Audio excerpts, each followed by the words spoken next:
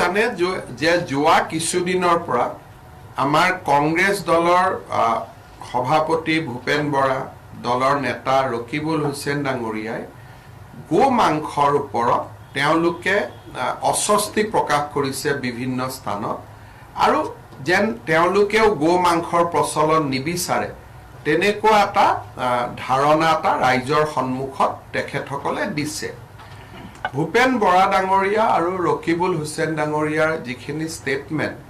আজি আমাৰ কেবিনেটত তাক পুংখানুপুংখভাৱে আমি বিশ্লেষণ কৰোঁ আৰু আমি দেখা পাওঁ যে আমাৰ যিখন গো মাংস নিবাৰণী আমি আইন কৰিছিলোঁ সেই আইনখন যথেষ্ট শক্তিশালী কিন্তু তাত এটা প্ৰভিজন নাছিলে যে কমিউনিটি ফেষ্টিভেলত যে গো মাংস আমি খাব পাৰোঁ নে নাই আৰু হোটেল ৰেষ্টুৰেণ্টত আমি গো মাংস খাব পাৰোঁ নে নাই আজি আমাৰ কেবিনেটত এটা সিদ্ধান্ত হ'ল যে অসমৰ কোনো হোটেল আৰু ৰেষ্টুৰেণ্টত গো মাংস পৰিবেশন কৰা নহ'ব আৰু বিভিন্ন ধৰণৰ যি সামাজিক ফাংচন হয় কোনোবাই ধৰ্মীয় সভা পাতিলে কিবা পাতিলে যিবিলাক সামাজিক সভা হয় সেই সামাজিক সভাটো গো মাংস খাব পৰা নহ'ব যেটো এটা অভিযোগ আছিল যে কোনোবাই গো মাংস দি দিলে তাৰমানে পাব্লিকলি খালে এতিয়াৰ পৰা public consumption of beef has been totally prohibited from today. So, in no restaurant, in no hotels,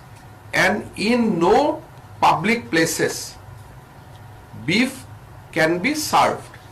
So, ito amar jikhon act asile, hei actot ekhini ami notun provision logam. Aru moi bhabu je ei provision by ei ব্যবস্থাই amar jito originally যে আমি অসমত cattle prohibition কৰিব খুজো সেই ব্যৱস্থাকো টনকিয়াল কৰিব আৰু ৰকিবুল হুছেইন আৰু ভূপেন বৰাই যিখিনি বিচাৰি আছিল ডাইৰেক্টলি ইনডাইৰেক্টলি হেখিনিটো অলপ আগবাঢ়ি যাব গতিকে আমি আশা কৰিম যে এই ব্যৱস্থা কংগ্ৰেছ দলে আমাক সমৰ্থন কৰিব তাক আমি আশা কৰিছো বা তেওঁলোকে সমৰ্থন কৰক নকৰক that is their political সিদ্ধান্ত but today our cabinet has decided to prohibit consumption of beef in public places including hotel and restaurant